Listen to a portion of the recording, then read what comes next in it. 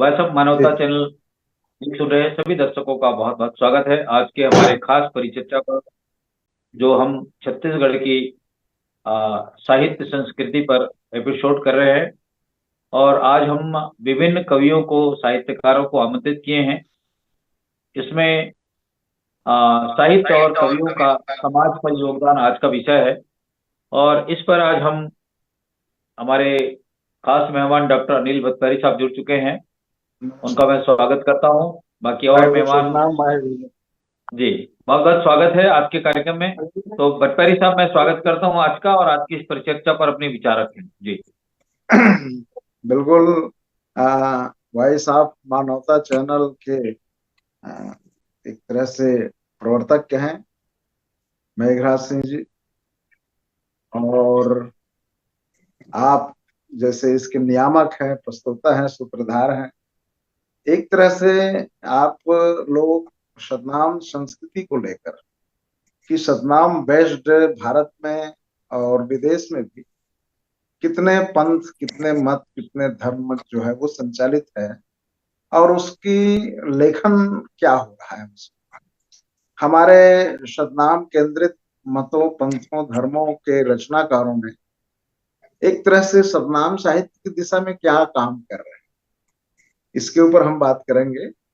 तो अभी वर्तमान में क्या काम कर रहे हैं जो अभी है, वो लोग, समकालीन लोग, इनके बारे में चर्चा करेंगे। वैसे तो हमारी रचनाएं तो, मैंने कहा कि जब से संतों का आगमन हुआ है, जब से प्रवर्तकों का आगमन हुआ है, चाहे महात्मा बुद्ध को लो, कबीर साहब को लो, गुरुदेव नानक को लो, रविदास महाराज जी को लो, या गुरु घासीदास जी को लो, या जितने भी हमारे प्रज्ञा संपन्न ज्ञानवान संत हैं, ज्ञान मार्गी संत, वो ज्ञान मार्गी संत के अभ्युदय से ही सतनाम साहित्य का प्रचलन हो चुका था। और ये बहुत प्राचीन समय से है। कुछ विद्वान तो ये बोलते हैं कि भारत में निर्गुण साहित्य जो है वो और निराकार उपासना ही आरंभिक उपासना है। वेदों में भी हम आप जाके देखते हैं तो वेदों में भी किसी साकार ईश्वर की परिकल्पना नहीं है, वहां भी निराकार। और किसी अज्ञेय तत्व की खोज में ऋषिवर लगे हैं, श्लोककार लगे हुए हैं, जितने भी ऋचाएं लिखे हैं वो लोग उसको महसूस करने के दिशा में काम कर रहे हैं। तो इसी दरमियान कई दर्शन आ गए। छह दर्शन प्रसिद्ध है। अब सातवें दर्शन सतनाम दर्शन है, जिसमें इक्विलिटी और समानता की बात की जाती है, जहां मन के मन एक है, जहां जातियां ही नहीं है। तो ये जो समानता का जो पंथ है, ये धीरे धीरे प्रोसेस होके आया। वैसे बौद्ध धर्म में भी जातियां नहीं है, लेकिन फिर भी वो कई भागों में टूटा, महायान, हीनयान, वज्रयान, तंत्रयान, और इस तरह से वो विखंडित हो गया। और उसी से ही कई पंथों का भी निर्मित हुई, जैसे गोरख पंथ है, जैसे कबीर पंथ है, नानक साहब का पंथ खालसा है, रविदसिया पंथ है, रविदास जी को लेकर के पंथ खड़े हुए। और गुरु घासीदास जी ने सतनाम नाम का एक पंथ आरंभ किया। उन्होंने, गुरु घासीदास पंथ नहीं है, आप लोग थोड़ा सा इसको महसूस कीजिए। हम पंथ की बात करते हैं तो गुरुदेव नानक ने खालसा पंथ चलाया। खालसा शब्द का अर्थ है खाटिस, खालिश, जो साबुत है, जो सार है, जो सार तत्व है, धर्म का जो सार चीज है, उनको लेकर के खालसा पंथ का प्रवर्तन किया। कबीर साहब कबीर पंथ चालू किया। तो कबीर, कोई व्यक्ति अपने नाम से पंथ कैसे चालू करेगा? उनके अनुयायियों ने ही, जैसे श्रुति गोपाल है या धनी धर्मदास जी जैसे समकालीन उनके लोग हैं, उन्हीं लोग कबीर साहब के बाद उनके नाम से पंथ खड़ा। रविदसिया पंथ सामने आ रहा है तो उनके अनुयायी लोग भी रविदास जी की रचनाओं को, उनकी दार्शनिक बातों को लेकर के रविदसिया पंथ का प्रवर्तन किया। पंजाब हरियाणा में रामगढ़िया चलते हैं। और ऐसे वो लोग हैं जो अपेक्षाकृत परिश्रमी समाज है, या मुख्य धारा से, या यूं कहें कि चमत्कार, ढोंग, पाखंड वाले जो चीजें हैं, वो राजाश्रित हैं, जो जिनको राजाओं ने आश्रय दिया है अपने सुविधा और फायदा के लिए, जिन्होंने मंदिर बनवा दिए जनता से टैक्स लेकर, उन मंदिरों में बहुत सारे पंडे पुजारी रख दिए। तो वो लोग किसी ईश्वर की परिकल्पना करके, किसी देवी की परिकल्पना करके जो साहित्य रचे, उनसे अलग, मिथकी साहित्य से अलग, कल्पना काल्पनिक साहित्य से अलग, यथार्थ के साहित्य लिखने वाले जो संत आए, तो संत आए तो वो अपनी बात को समझाने में ही उनको कई सौ साल बीत जाता है। आप जान के आश्चर्य होगा कि बुद्ध आया तो 300 साल बाद तो उनकी वाणियों का संग्रह होना शुरू। कबीर कबीर साहब के बारे में भी ऐसी ही है। कबीर को कभी साहित्य की मुख्य धारा में गिने ही नहीं गए। उनकी सारी रचनाओं को फुटकल काव्य में डाल दिया गया। 19वीं सदी तक हिंदी साहित्य के इतिहास में अगर देखें तो कबीर साहब का कहीं नामो निशान नहीं। उनको फुटकल काव्य की श्रेणी में डाल दिया गया था। लेकिन भला हो गुरुदेव रविंद्रनाथ ठाकुर का, जिन्होंने कबीर की 100 साखियों का एक अनुवाद किया, 100 पोएम्स ऑफ कबीर नाम का। और 100 पोएम्स ऑफ कबीर उन्होंने अंग्रेजी में अनुवाद किया। और वो जब अंग्रेजी विद्वानों के पास गया तो वो उसमें जो कही गई गूढ़तम बातें हैं, वो देख करके लोग आश्चर्यचकित हो गए कि अरे इतनी रहस्यमय कविता है, इतनी ज्ञान से भरी हुई चीजें हैं। और रविंद्रनाथ ठाकुर ने गीतांजलि जो लिखा, तो इसी कबीर की पदों का, उनकी साखियों का ही प्रभाव था उसमें। और जिसके कारण रविंद्रनाथ ठाकुर जी को पहला साहित्य का नोबेल अवार्ड मिला। तो एक तरह से हम यूं कह सकते हैं कि नोबेल अवार्ड कबीर के कारण हुआ, क्योंकि कबीर के साहित्य को पढ़ के रविंद्रनाथ ठाकुर ने सृजन आरंभ किया। तो ये आज वर्तमान में देखो तो कबीर कविता के पर्याय है। कहीं भी आप जाओ तो कबीर और कविता आपस में जुड़ी हुई है। इसके पहले उनको साहित्य माना नहीं जाता था। कबीर की साखियों को तो वाहियात किस्म के उत्तर भारत क्षेत्र में तथाकथित उच्च वर्गीय अभिजात्य वर्ग तो होली में गाते थे, सरररा कबीरा करके। मतलब कबीर की गीत होली जैसे फूहड़ चीजों में गाई जाने वाली वस्तु मान ली गई थी। तो इस तरह से शैतानियां और बदमाशियां चलती रही है इस देश में। लेकिन धीरे धीरे एजुकेशन बढ़ी, धीरे धीरे लोग सामने आए, सच्चाई पता चला। अब बहुत तेजी से सत्य का उद्घाटन हो रहा है। जो यथार्थ की साहित्य है, जो अनुभव, जीवन अनुभव का साहित्य है, वो सामने आ रहा है। और कपोल कल्पनाएं, मिथक है या चमत्कारिक साहित्य है, वो उनके दिन लदते जा रहा है। अब बहुत सारी चीजें तो कार्टून टाइप का लगता है, जैसे बच्चों का एनिमेशन फिल्म आता है, तो बहुत सारे जिसको महाकाव्य की गरिमा मिली है, हम बहुत जिसके ऊपर आदर और पूरा देश उसके पीछे है, अब वो जीनियस लोग उसको कहते हैं कि नहीं ये पात्र तो कार्टून की पात्र है। भानुमति की पिटारा है, कहीं का ईंट कहीं का रोड़ा, और भानुमति ने कुनवा जोड़ा टाइप की। वो कोई कोई आदमी या कोई पात्र है जो चारों युग में पैदा हो रहा है, कोई आदमी ऐसा है जो पूर्व जन्म का फल भोग रहा है, उस जन्म ऐसा है तो ऐसा है। मतलब कथा के अंदर कथा, कथा के अंदर कथा, ऐसे रहस्यमय जी। तिरस्यमय साहित्य सामने आ गया, जिसके कारण लोग दिग्भ्रमित हो गए।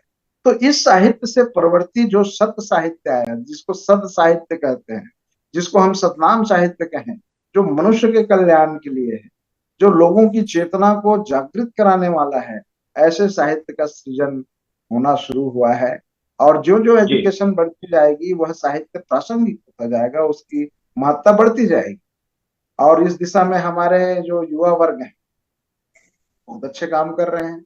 अब जैसे बौद्ध साहित्य की बात हम अगर करें, सबसे पहले अगर संत मत में हम आए, बहुत अन्वेषण करके, शोध करके जो धर्म या पंथ सामने आया, वो सबसे पहले बौद्ध धर्म आया 2500 साल पहले।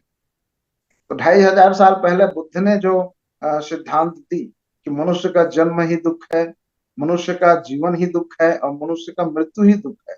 तो ये संसार दुख है, तो इस दुख में हमको सुख की तलाश क्या होनी चाहिए, आनंद की तलाश क्या होनी चाहिए, इस विषय को लेकर के उन्होंने जो गंभीर चिंतन मनन किया। फिर उसने जी। पंचशील अष्टमार्ग का सिद्धांत प्रस्तुत किया। और पंचशील अष्टमार्ग और 12 प्रतिज्ञाएं हैं, पारमिताएं हैं, और उनकी कई ऐसे शील है, त्रिशरण है।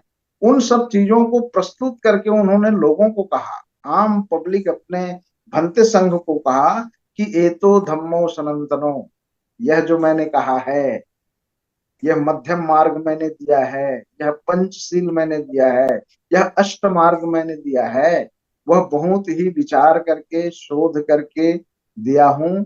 और यह एतो धम्मो सनातनो, यह मार्ग है, यह पंथ है, वो सदैव के लिए होगा। आने वाले में भी यह प्रासंगिक रहे। सनातन शब्द का अर्थ यह है कि सदैव प्रासंगिक बने रहे।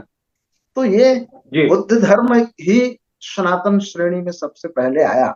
और इसके पहले हम देखें कि हमारे देश में कई विचार चल रही थी, जैसे वैष्णव, जैसे शाक्त, जैसे शैव, और कई तरह के चारवाकों का दर्शन था, लोकायतों का था, जी भट्टाचार्य सिद्धों साहब, का जी था। भट्टाचार्य साहब। जी जी।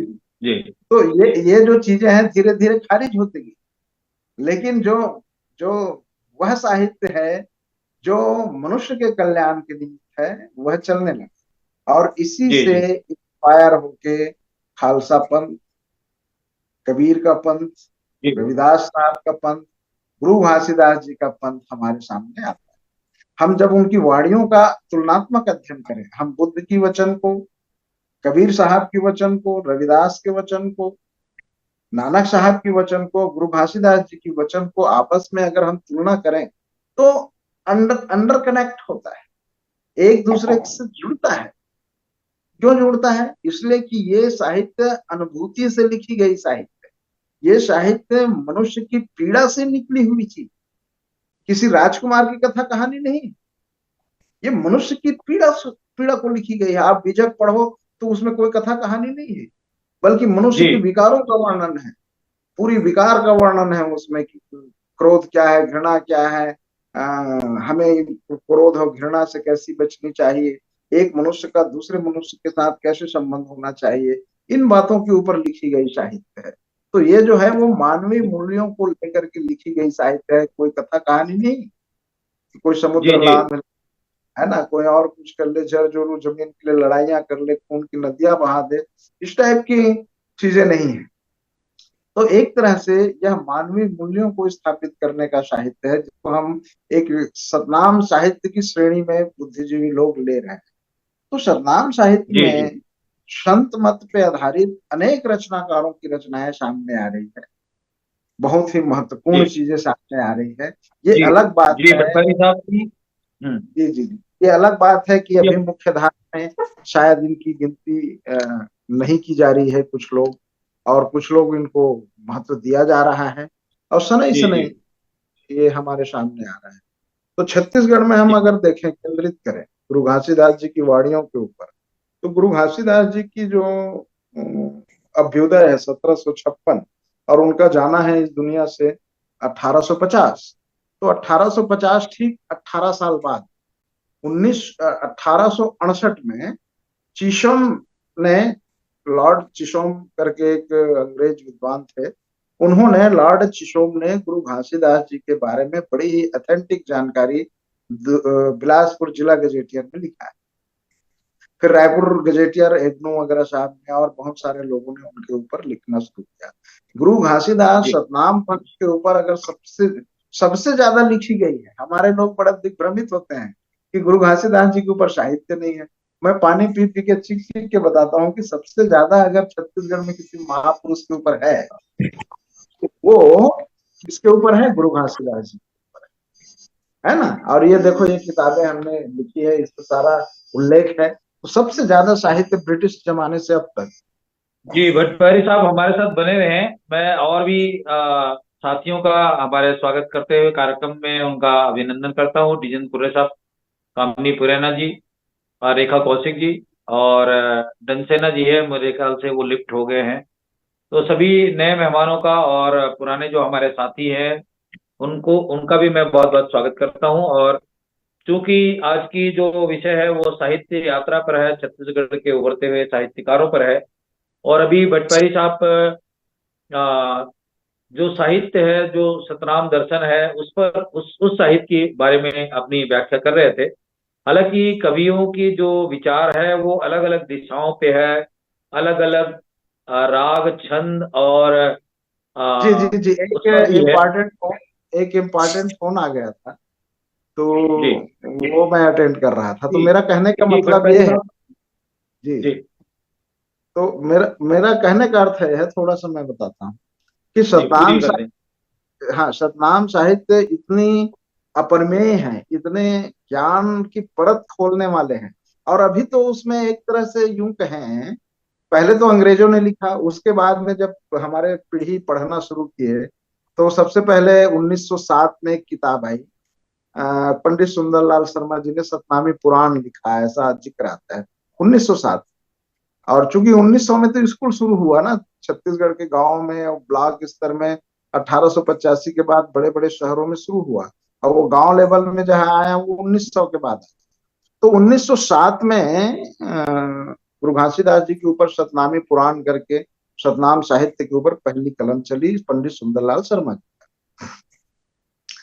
सुंदरलाल शर्मा क्यों लिखे, इसके पीछे कारण है कि कौम केरा वाले पंडित मिलौ दास कुसरिया उनके बाल मित्र थे।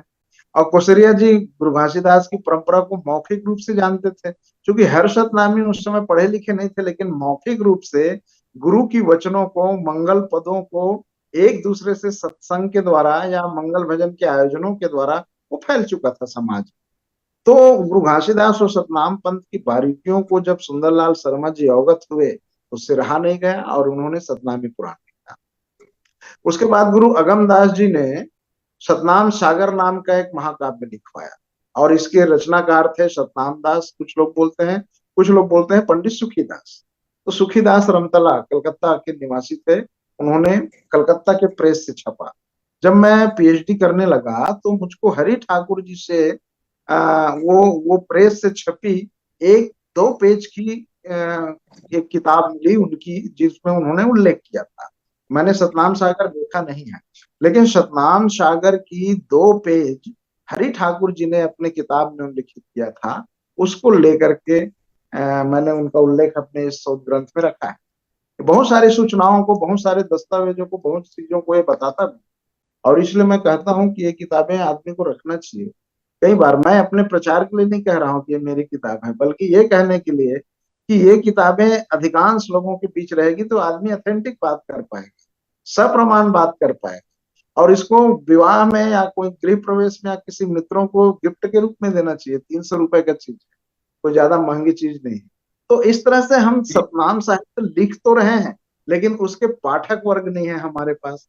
और यहाँ जो भी थोड़ा बहुत सुनी सुनाई बात है, तो उसे हर कोई मतलब ये कहने लगते हैं कि जो मैं बोल रहा हूँ वही सही है, बाकी जो बोल रहे हैं वो गलत है।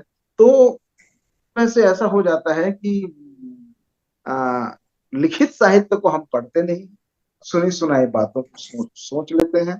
जी, और बहुत उसके शुक्रिया अनिल भटवारी साहब। मैं और भी जी बाकी लोगों की प्रतिक्रिया ले लेता हूँ। 15 मिनट आपने हमारा जी कार्यक्रम में आप भूमिका के तौर पर विस्तार से बातें कही है। जी जी, हाँ, वैसे तो ये सब सतनाम ये सब साहित्य संस्कृति के ऊपर में अगर हम बात करें तो ये विशाल संग्रह है, और कभी न कहीं न कहीं जितने भी संत महापुरुषों के विचार है वो आ, सच से जुड़ी हुई है। और इसीलिए गुरु ग्रंथ साहिब की जो निर्माण की गई है वो 42 कवियों की वाणी को लेकर के गुरु गोविंद सिंह जी ने एक महाग्रंथ की स्थापना की, जिसे आप पवित्र ग्रंथ के रूप में माना जाता है, और लोग उसको जो है ना स्वरूप उसके माथे हम लोग मत्था टेकते हैं। तो हम मैं लोग इस भी विषय को जी हम लोग सन 2013 में एक प्रयास किए थे प्रगतिशील के मंच की ओर से कि क्यों ना जितने महत्वपूर्ण रचनाकार हैं उनकी लिखी हुई चीजों को, उनको सार सार अंशों को एकत्र किया जाए, और एक सर्वमान्य टाइप का जो ऑथेंटिक हो एक तरह से, ऐसे साहित्य हम प्रकाशित करें। क्या उनके लिए लगातार मीटिंग भी की, उनको कई ऐसे पॉइंट है उसको हम लोग रजिस्टर्ड सूचीबद्ध भी किए हैं। अब उसको लेखन के लिए जिम्मेदारी देना था, लेकिन हमारे रचनाकार चूंकि लंबे टाइम तक बैठ नहीं पाएंगे, एक जगह इकट्ठे नहीं हो पाएंगे, तो हम लोग जी। ये चाहते थे आपने कि उस पत्रिका का जिक्र किया, तो मैं आपको याद दिलाना चाहूंगा, रेखा कौशिक जी से मेरी परिचय जो है उसमें ये है उनकी ना लिखी हुई सतनाम कविता थी। और उस ये कविता में रेखा मैडम का, जी मैं समझ गया आप हाँ जी, मैं रेखा मैडम से मेरा परिचय जो है उनकी रचना के माध्यम से हुआ है, तो मैं बताना जी जी चाहूंगा कि उसमें उनका नंबर लिखा हुआ था। तो हाँ मैं जब नहीं उनकी सतनाम रचना को पढ़ा, और रचना को पढ़ने के बाद में उनके मोबाइल पे कॉल किया, तो उनसे मेरी बात हुई, और आज हम बहुत लंबे समय से रेखा जी से ज्यादा परिचय तो नहीं है, लेकिन विगत 5-6 सालों से हम एक दूसरे को जान रहे हैं। ऐसा लगता है कि हम बचपन से जान रहे हैं। तो ये अब संगीत की यात्रा है या संगीत साहित्य है, ये लोगों को जोड़ने के लिए भी होती है, और कहीं भी जाती है किताब एक मित्र के समान होता है। तो आज की इस परिचर्चा पर मैं पी रेखा कौशिक जी को आमंत्रित करता हूं। हालांकि कवियों के जो विचार है वो अलग अलग क्षेत्रों में गहराइयों तक है, और कहा भी जाता है कि जहां ना पहुंचे कवि वहां पहुंचे रवि, जहां ना पहुंचे रवि वहां पहुंचे जहाँ ना कवि। पहुंचे रवि वहां पहुंचे कवि। जी। जहाँ सूर्य तो की ऐसी रोशनी नहीं जो लगती। बात है वो बहुत गहराइयों तक है, उनकी सोच जो है जहाँ सूर्य की किरण नहीं पहुंचती वहां तक भी पहुंच जाती है। तो ऐसे कवि हमारे उभरते हुए कवि लोग हैं। रेखा कौशिक जी काफी लंबे समय से अपने विचारों को संग्रह करके लिखती रही हैं, और आपने जो पत्रिका बताया उसमें वो उनकी किताबें छपी, और एक आज हम लोग के सामने सतनाम वो आती हैं। संस्कृत। तो मैं चाहूंगा रेखा सतनाम कौशिक जी से कि जी भटपरी साहब आप थोड़ा सा रुक जाएं, हम आपको फिर से लेंगे। फिर हाँ। रेखा कौशिक जी, मैं चाहूंगा कि आज के इस मंच पर अपने विचार साझा करें। आज की जो आपकी यात्रा है, साहित्य यात्रा, वो किस दिशा पर है, वो हमारे लोगों के बीच बातचीत करते हुए अपनी बात रखेंगे। रेखा कौशिक जी। जी, सतनाम। वाहेगुरु जी की खालसा, वाहेगुरु जी की फतह। पटल पर उपस्थित भटपहरी जी, डिजेन कुर्रे और कामनी मैडम, सबको मेरा सादर प्रणाम नमन। और भटपहरी सर जो है वो गागर में सागर भरने वाली बात कहते हैं। सुनते जाएं ऐसे लगता है। और भटपहरी सर से बहुत कुछ सीखने को मिलता है। समाज के जो दिग्गज कवि, लेखक और गायक कह सकते हैं, बहुत सारे उनके गीत वगैरह निकले हैं। तो मैं तो उससे हमेशा समय समय में कुछ जानकारी हासिल करते रहती हूँ, उनके बुक के माध्यम से, उनके कहानी कविता के माध्यम से। तो हमारे समाज के गौरव कहेंगे तो कम नहीं होगा। भट्टपैरी जी आदरणीय है, हमारे सबके जी, आदरणीय है। बिल्कुल बिल्कुल बिल्कुल। जी। और ये रचना के माध्यम से, कविता के माध्यम से भी परिचय मुलाकात तो इससे तो नहीं होता, लेकिन ये अभी जो आपका जो मंच है उसके माध्यम से, जो चैनल है उसके माध्यम से मुलाकातें होती रहती है। और आप सबसे मुलाकात ही होना, कहना चाहिए मेरे लिए सौभाग्य की बात है। पूरे सर आपसे भी, आपके पूरे टीम से भी, तो उसका मैं सादर आभार व्यक्त करती हूँ सबसे पहले तो, क्योंकि मुझे बोलने का अवसर मिलता है इस मंच के माध्यम से। क्योंकि मैं बहुत बड़ी लेखिका या गायिका नहीं हूँ, छोटा मोटा प्रयास करती हूँ अपने घर में, अपने स्तर में। और उसको कहने के लिए मुझे एक मंच मिलता है अभी, वॉइस ऑफ मानवता चैनल, तो उसको मैं बहुत आभारी हूँ। और उभरते जो साहित्यकारों को जो अवसर देते हैं उसके लिए भी बहुत आभारी हूँ। तो साहित्यकार तो वो है कि हमारे समाज में साहित्य को अपने जीवन और आसपास की जो दुनिया है वो बेहतरीन ढंग से समझने में मदद करती है। जैसे कि यथार्थवादी दृष्टिकोण से साहित्य समाज की सच्चाइयों को उजागर करके सामाजिक परिवर्तन को लागू करने में जो साहित्य है वो मदद करता है। और जो साहित्य है उसका उद्देश्य केवल मनोरंजन करना नहीं है, बल्कि जीवन के जो समस्या है उस पर विचार करना और उनका समाधान करना भी है।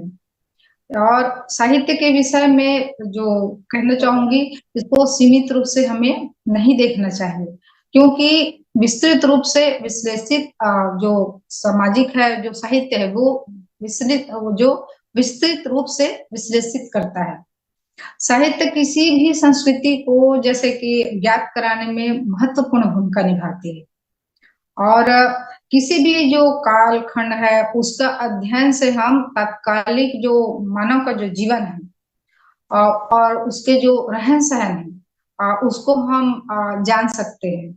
और एक तरह से हमें साहित्य हमें विरासत में मिलता है, तो हमको जानने के लिए, समझने के लिए जो मौका मिलता है, समय मिलता है। साहित्यकार न सिर्फ शब्दों में उनके प्रचलित अर्थ में उपयोग करते हैं, बल्कि उन्हें नए अर्थ भी देते हैं। किसी भी चीज को उसको नए अर्थ के रूप में पेश करते हैं और नए शब्द गढ़ते हैं और नई उपमाएं और प्रतीक भी रचते हैं, जो पढ़ने और सुनने को मिलता है। इसलिए साहित्यकार को क्या बोलते हैं, शिल्पी कहते हैं। मतलब समाज में नई दिशा देना ये साहित्यकार का काम होता है। और साहित्य हमें जो मानवीय सामाजिक जीवन में भावनाओं के जो निर्माण करने में और अनुभव जो हमें साहित्य से मिलता है वही सिखाता है। हमें भावनात्मक जो कहना चाहिए प्रतिक्रिया और नैतिक निर्णय के बीच जो पारस्परिक संबंध है वो हमारी समझ को और भी गहरा करता है और भी मजबूत करता है। तो साहित्य का बहुत सारे फायदे हैं हमारे जीवन में। और मैं इसी बीच में एक पानी शब्द पर लिखी हूँ। पानी के तो कई अर्थ होते हैं, जैसे आंख से आंसू के रूप में, और इज्जत मोल पानी जैसे समझा जाता है। तो उस पर कविता अभी हाल में वो हुआ था, चैनल के माध्यम से उसमें भेजी थी। अमृत राजस्थान एक ये है, पत्रिका है, दैनिक जो पत्रिका होता है, अखबार, दैनिक अखबार, तो उसमें छपा है। तो उसी को मैं पढ़ के सुनाना चाहती हूँ। जी, स्वागत है। आंखों से बहते पानी को आंसू तो कहते हैं, पर ये सुख और दुख दोनों में ही क्यों बहते हैं। मेघ बनकर बरसे तो किसानों में खुशहाली छाए, मेहनत के दम से ही अन्नदाता देश में समृद्धि लाए।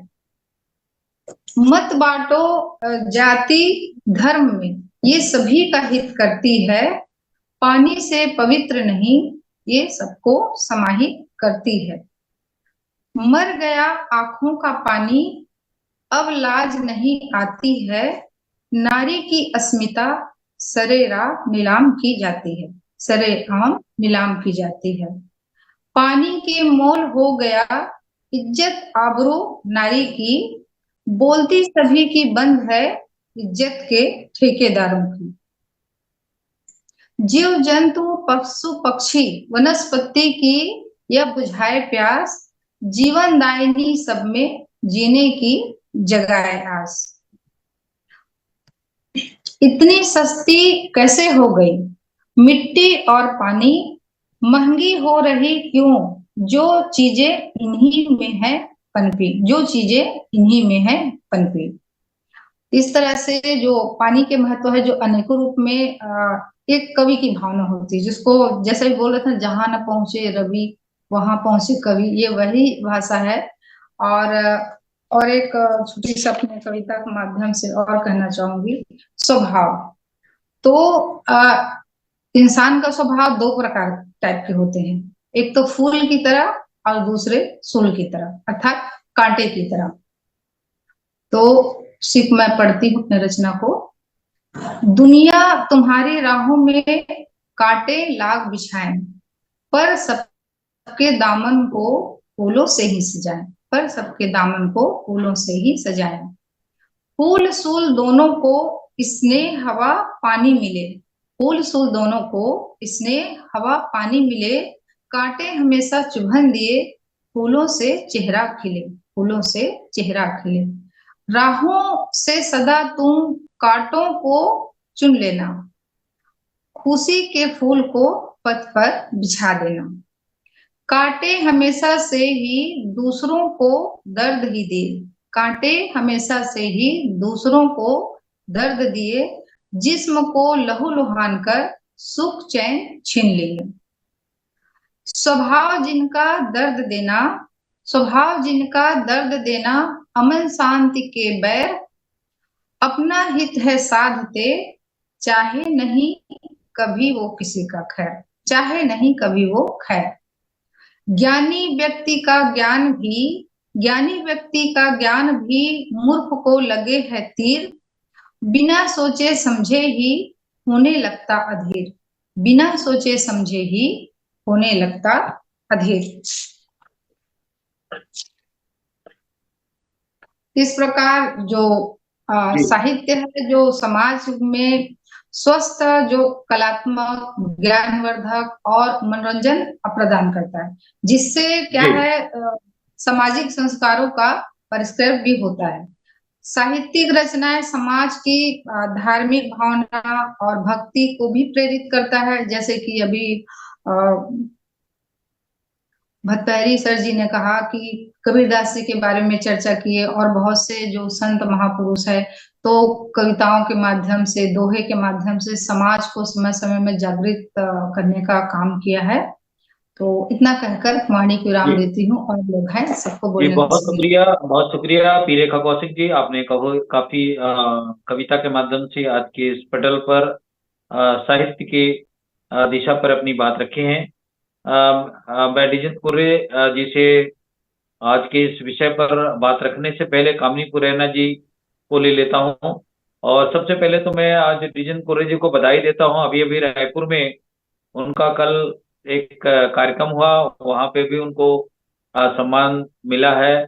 उसके बारे में वो अभी बताएंगे भी। तो मैं कामिनी पुरैना जी का स्वागत करता हूँ। स्क्रीन पे आए भाभी जी, सतनाम। और आज आप किस दिशा को छूते हुए आज की इस परिचर्चा पर अपनी बात रखने जा रही हैं, थोड़ा सा हमारे दर्शकों तक अपनी प्रखर कविता के माध्यम से हमारे दर्शकों को कुछ नई दिशा की ओर और समाज को नई प्रेरणा की ओर के माध्यम से अपनी बात रखने की कोशिश करेंगी। कामनी पुरैना जी, भाभी आपकी जी जी मोबाइल को ठीक कर लें जी। सतनाम। जी। सादर नमन, जय सतनाम सर। मानवता चैनल पर जुड़े हुए श्रोताओं, दर्शकों, आयोजक मंडल, पटल पर उपस्थित संत भाइयों बहनों को सादर नमन, जय सतनाम। मैं श्रीमती कामिनी पुरैना, भिलाई नगर, छत्तीसगढ़ से। मैं वैसे वीर रस पर लिखती हूँ सर। मैं सबसे जी पहले साहित्य किसे कहते हैं उस पर अपना विचार रखना चाहूंगी कि मानव अपने मन में उठने वाले भाव को जब लेखनीबद्ध कर भाषा के माध्यम से प्रकट करने लगता है तो वह रचनात्मकता, ज्ञानवर्धक अभिव्यक्ति के रूप में साहित्य कहलाता है। साहित्य में मूलतः 3 विशेषताएं होती हैं जो उसके महत्व को रेखांकित करती हैं। उदाहरण स्वरूप, साहित्य अतीत से प्रेरणा लेता है, वर्तमान को चित्रित करने का कार्य करता है और भविष्य को मार्गदर्शन करता है। समाज में वैचारिक क्रांति, जानकारियां, धार्मिक, पौराणिक, सामाजिक, विज्ञान, इतिहास परिवर्तन, प्रेम, स्नेह भरी कहानियां, भौगोलिक, राजनीतिक घटनाओं का पारदर्शक और श्रावित मापदंडों का परिचायक होता है। अपने आविष्कार भावों से लोगों को प्रभावित करने का प्रयास करता है। साहित्य और समाज एक दूसरे के पूरक हैं। साहित्य और समाज का अटूट संबंध है। साहित्य की पारदर्शिता समाज के निर्माण में सदैव सहायता प्रदान करती है। साहित्य समाज की रूढ़ियों, कमियों को भी उजागर करने का कार्य करता है। इसलिए किसी भी समाज के साहित्य को पढ़कर उसके अतीत और वर्तमान का आसानी से पता लगाया जा सकता है। साहित्य समाज का दर्पण है। हम साहित्यकार उस दर्पण के शिल्पी हैं। सबके हित व कल्याण के लिए साहित्य का लेखन आवश्यक हो जाता है। देश की एकता और अखंडता को कायम रखने के कार्य साहित्य द्वारा किया जाता है। हिंदी अपनी मातृभाषा है।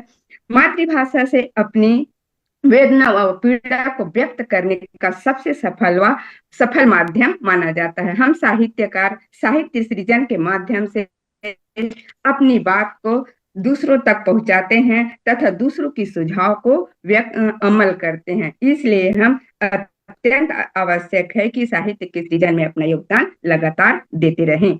आदिकाल साहित्य का सबसे पुराना काल है, जिसे वीरगाथा काल भी कहा जाता है। मध्यकाल में भक्ति एवं रीति काल आते हैं। सभी नवीनतम काल को आधुनिक काल कहा जाता है। भारतेंदु हरिश्चंद्र को हिंदी साहित्य और हिंदी रंगमंच का जनक माना जाता है।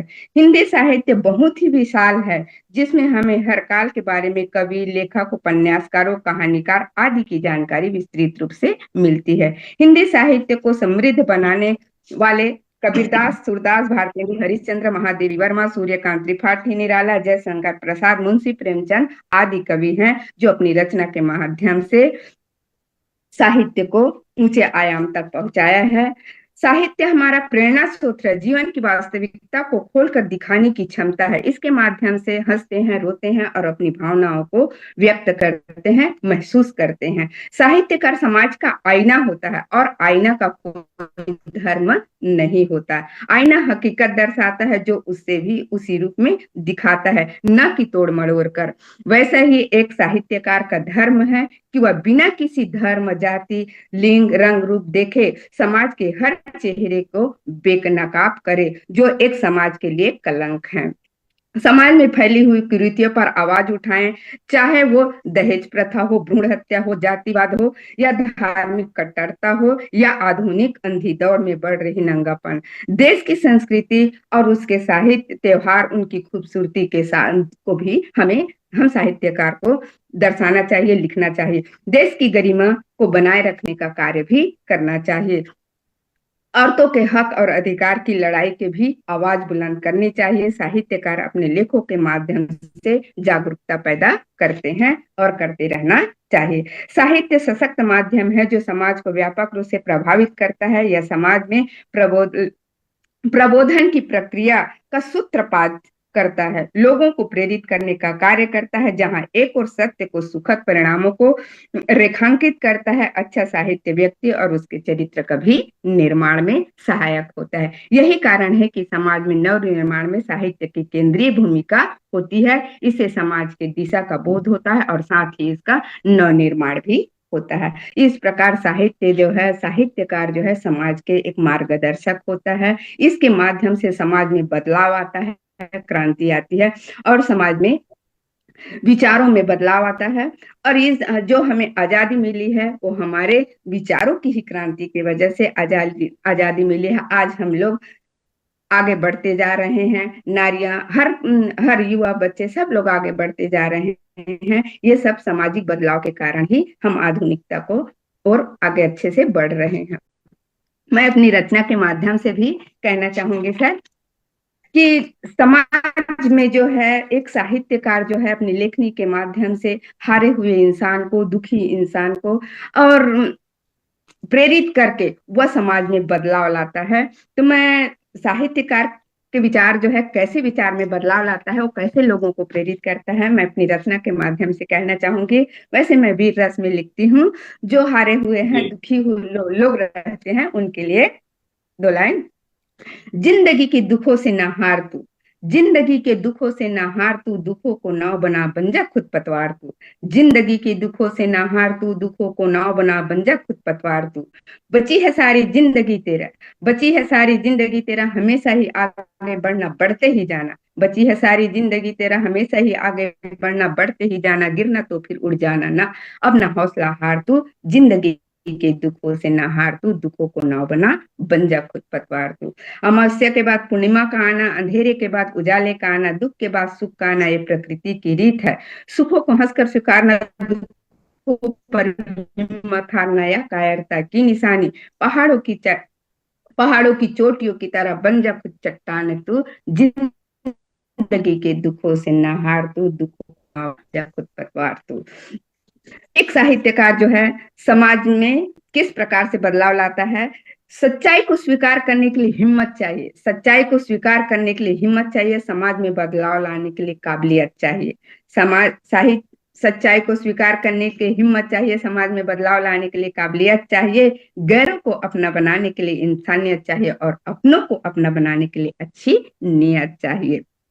एक साहित्यकार जो है भटके हुए राही को राह दिखाता है, हारे हुए इंसान को हौसला बढ़ाता है, मिट्टी की लोंदी को आकार देता है और साहित्यकार अपने साहित्य के माध्यम से धूल को भी चंदन बनाता है। नित्य आगे बढ़ो, शिखर की ऊंचाइयों पर चढ़ो। जो दुख से हारे हुए लोगों से कहते, आगे बढ़ो, शिखर की ऊंचाइयों पर चढ़ो। नित्य आगे बढ़ो, शिखर की ऊंचाइयों पर चढ़ो। मेहनत और संघर्ष कर एक नया इतिहास गढ़ो। मेहनत और संघर्ष कर एक नया इतिहास गढ़ो। लड़ते रहना सदा सरहदों पर, लड़ते रहना के लिए, लड़ते रहना सरहदों पर, अपनी पीठ न दिखाना तुम। लड़ते रहना सरहदों पर, अपनी पीठ न दिखाना तुम। अपना फर्ज निभाकर माँ भारती का कर्ज चुकाना तुम। अपना फर्ज निभा, माँ भारती का कर्ज निभाना तुम। इस प्रकार वह जो है साहित्य के माध्यम से देश प्रेम की भावना और समाज के लिए संबंध सुधारने के लिए, रिश्तों में सुधार लाने के लिए कई प्रकार से प्रोत्साहित करता है और समाज में अहम भूमिका निभाता है। यही कहकर अपनी वाणी को विराम देना चाहूंगी। 2 लाइन कहकर सर। स्वयं तू पारा से इसे स्वीकार कर, स्वयं तू पारा से इसे स्वीकार कर, बुद्धि रूपी भोथवा हथियार को धार कर। स्वयं तू पारा से इसे स्वीकार कर, बुद्धि रूपी भोथवा हथियार को धार कर, लक्ष्य तेरी स्वागत में खड़ा है। स्वयं तू पारा से इसे स्वीकार कर, बुद्धि रूपी हथियार को धार कर लक्ष्य के स्वागत खड़ा है, बस वहां तक पहुंचने का हौसला अख्तियार कर, बस वहां तक पहुंचने का हौसला अख्तियार कर। इन्हीं शब्दों के साथ अपनी वाणी को विराम दूंगी सर। सादर नमन, जय सतनाम। जी बहुत शुक्रिया कामिनी पुरैना जी। आप पूरे देश और दुनिया में वॉइस ऑफ मानवता चैनल कामना करती है, आपका नाम भी है कामिनी पुरैना। तो यही कामना हम करते हैं कि हमेशा आप लिखते रहें और पूरे देश और दुनिया में अपने विचारों से थैंक रोशन यू। करते हैं। बहुत शुक्रिया। डिजन कुरे जी काफी देर से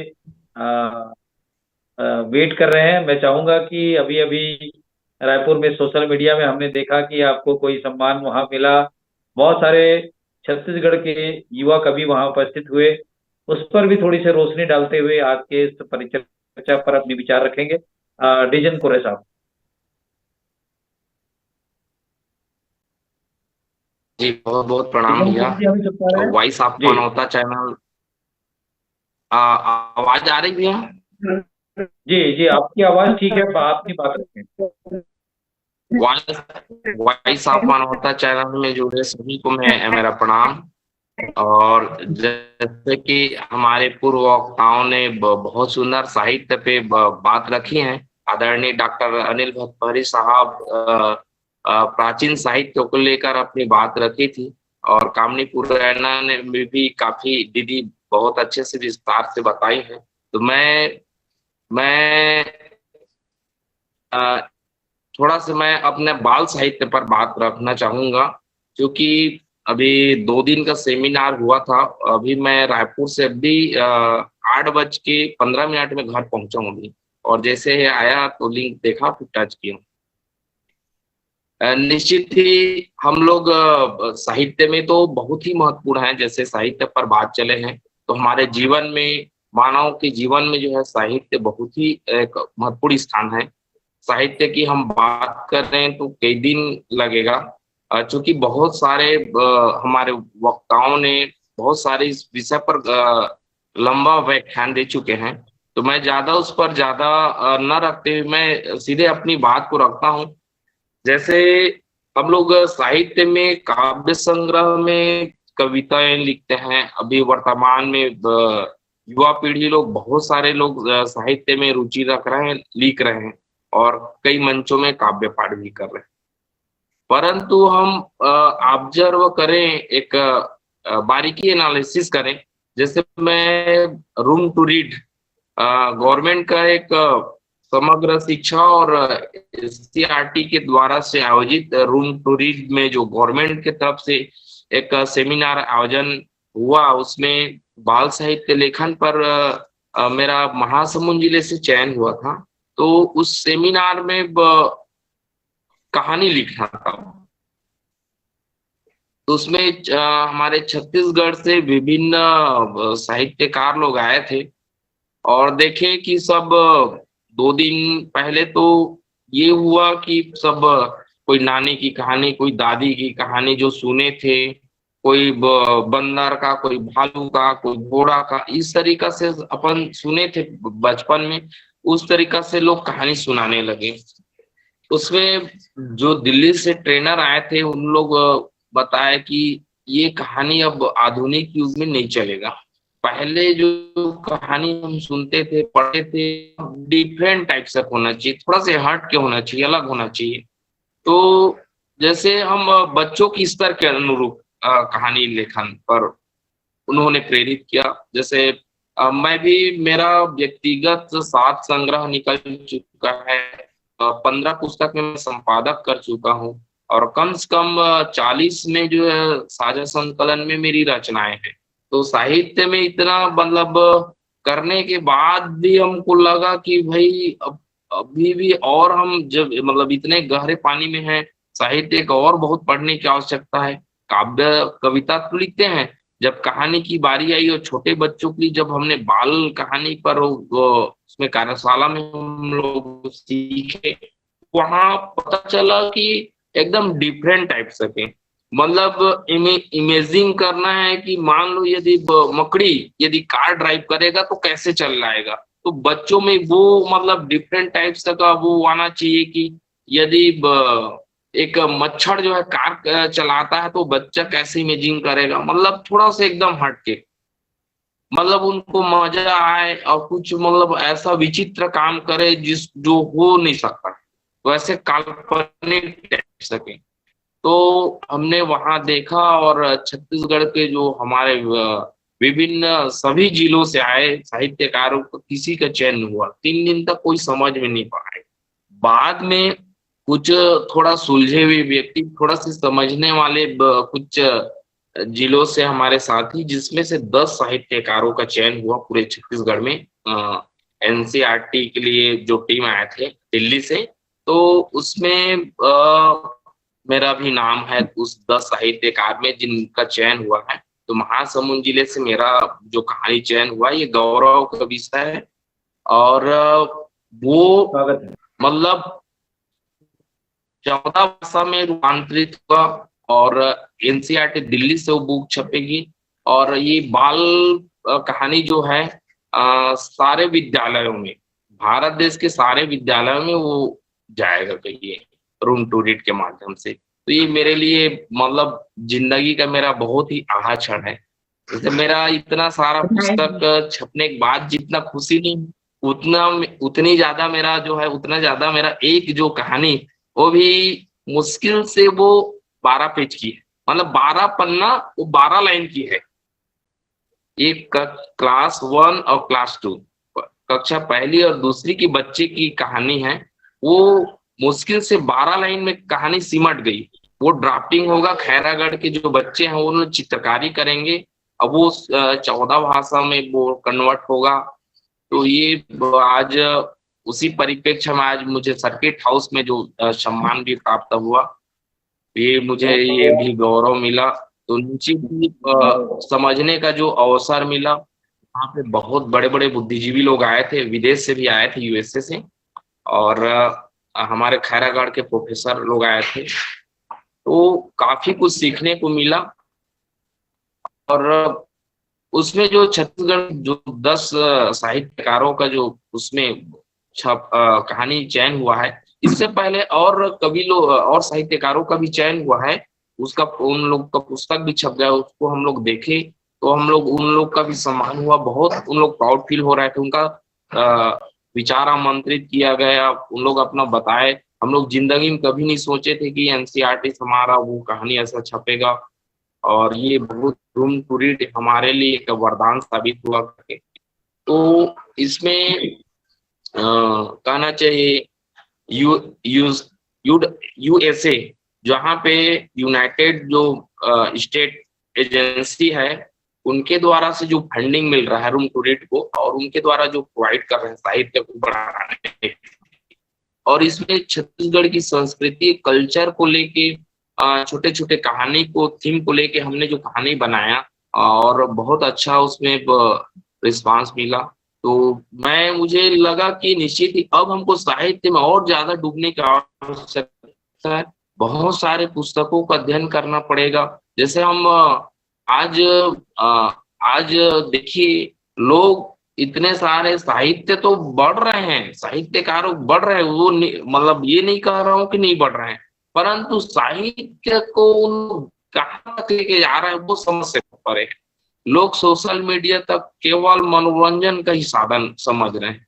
एक्चुअली में हमको जो है साहित्य को पढ़ना पड़ेगा, जानना पड़ेगा। हमारे जो प्राचीन ऋषि मुनि हैं, जो संत महात्माओं हैं, उनका आशीर्वाद जरूर, उनके जो लेख को हमको पढ़ने की आवश्यकता है, और छोटे छोटे चीज को एनालिसिस करके हमको विचारों को एक लिपिबद्ध करके उसको अच्छे ढंग से साहित्य में पिरोने की आवश्यकता है। आज केवल हम कविता लिख देंगे और कुछ मंचों में पाठ कर देंगे तो ये साहित्य का नहीं, साहित्य का मंच अलग हो जाता है और कवि का अलग हो जाता है। जैसे हमारे डॉक्टर नरेंद्र भतौरी साहब बहुत विस्तार पूर्वक बता चुके हैं। निश्चित ही साहित्य की हम बात करेंगे सर, तो साहित्य में हम मानव समाज को हम क्या दे रहे हैं।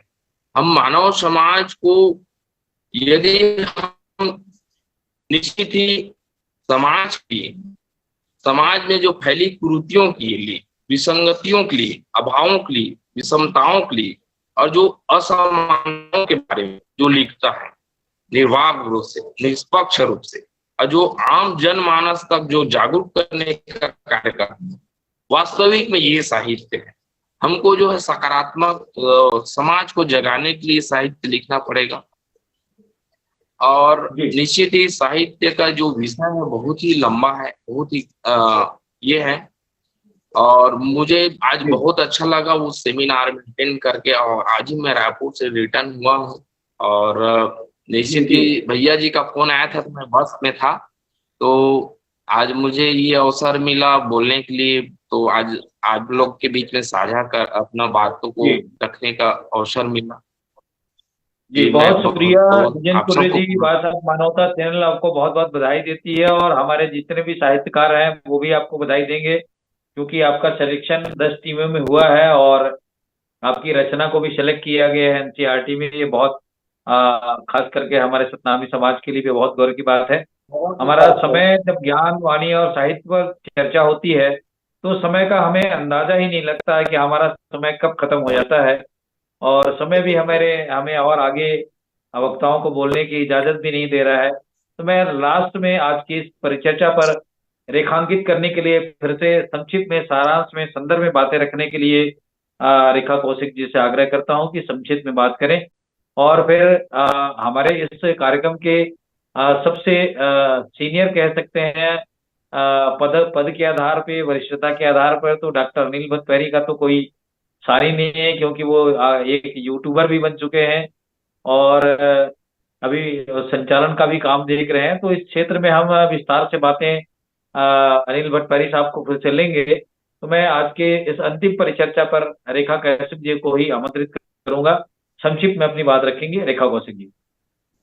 जी जी, जो साहित्यिक रचनाएं की जो बात है वो समाज की धार्मिक भावना, भक्ति से को भी प्रेरित करती है, और इससे धार्मिक भक्ति भावना को भी बहुत बल मिलता है।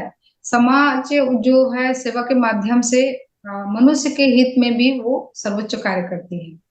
यही दृष्टिकोण साहित्य को मनुष्य के जीवन के लिए उपयोगी भी माना जाता है।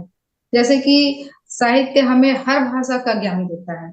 हर भाषा का मतलब प्रत्येक साहित्यकार का अपना एक अलग भाषा है, और जिले के हिसाब से, अपने अपने प्रदेश के हिसाब से। तो जो माध्यम है वो इतिहास की जो जानकारी हमको मिलता है, भाषा का हमको नॉलेज होगा तो अलग अलग साहित्य के माध्यम से जानकारी हासिल कर सकते हैं। और जो उनकी जो लिखी हुई है रचनाएं हैं, लेख है, कविता है आदि का हम आनंद भी ले सकते हैं। और इनका मुख्य उद्देश्य जो है, लेखनी का मुख्य उद्देश्य समाज में सामाजिक न्याय, सामाजिक समरसता और समृद्धि सुनिश्चित करता है। और जो समाज में जो कुरीति फैली है उसको भी दूर करने का प्रयास करते हैं। जैसे संत रविदास, गुरु घासीदास जी के जो अमृतवाणी है, और कबीरदास जी हैं, गुरु नानक देव जी हैं, उसे पूरे 10 गुरु हैं सिखों के, उनके जो रचनाएं हैं और कविता है वो पढ़ने को मिलता है। और आर्थिक और शैक्षणिक तथा स्वास्थ्य संबंधी समस्याओं का जो समाधान भी हमें इसी साहित्य के माध्यम से प्राप्त होता है, हमारे साहित्यकारों के माध्यम से। तो श्रृंगार रस, वीर रस और हास्य रस, अनेकों माध्यम से साहित्यकार जो है वो लोगों को जागृत करने की, जगाने की भरसक प्रयास करते हैं। और इन्हीं प्रसंगों को जो उन्होंने जो समाज के भी यथार्थवादी जो चित्रण के रूप में और समाज सुधार के रूप में प्रस्तुत करते हैं। और जो जीवन की जो अभिव्यक्ति है वो साहित्य के द्वारा समाज का नवनिर्माण का जो है वो कार्य करती है। इसलिए साहित्यकार समाज की उन्नति और विकास का आधारशिला रखता है साहित्यकार। तो मैं इतना कहना चाहूंगी कि साहित्यकार समाज में सजग प्रहरी के रूप में जाना जाता है। और बाकी आगे आप बोलेंगे। सतनाम जी, बहुत शुक्रिया। आज के खास प्रोग्राम में आज के बुद्धिजीवी साहित्यकारों की उभरती परिचर्चा पर पी रेखा कौशिक जी का, जितेंद्र कुर्रे साहब का, और हमारे वरिष्ठ समाज सेवी, यूट्यूबर और समाज में साहित्य सृजन की दिशा में प्रशासनिक रूप से काम को आगे बढ़ाने वाले डॉक्टर अनिल बतकरी साहब का, कामनी कुरैना जी का, और आज के इस कार्यक्रम के प्रायोजक मेघराज सिंह साहब का, जो इस कार्यक्रम के लिए हमें समय मुहैया कराते हैं, उनका भी अहम योगदान है। क्योंकि आज की जो परिचर्चा है वो ऐतिहासिक है। आज का ये दिन कल इतिहास बन जाएगा और हमेशा के लिए आप लोगों के जो विचार है वो कैद हो जाएंगे। इस सब के लिए आप लोगों के कीमती समय निकाल कर हमें समय देते हैं और कार्यक्रम को संपूर्ण कर बनाने में आप लोगों का अहम योगदान है। उसके लिए तहे दिल से वाचक मानवता चैनल की ओर से आप लोगों का बहुत बहुत शुक्रिया, धन्यवाद। अगली नेक्स्ट कड़ी में फिर हम इस चर्चा को जारी रखेंगे। तब तक के लिए आप सब लोगों से अनुमति चाहते हैं। सतनाम जोहार, शुक्रिया आप सभी लोगों का, धन्यवाद। और डिजेंद्र कुर्रे जी को बधाई इसकी उस उपलब्धि के लिए कि उन्होंने एक अच्छा मुकाम हासिल किया। और ये सब चीज जी जी और ये सब चीज ऐसी सत साहित्य के अध्ययन अध्यापन से ही आता है। कोई चीज किस समय किस उत्कृष्टता को छू सके ये कोई जानता नहीं, और इसलिए निरंतर साहित्य का अध्ययन अध्यापन और सृजन करते रहना चाहिए। सतना।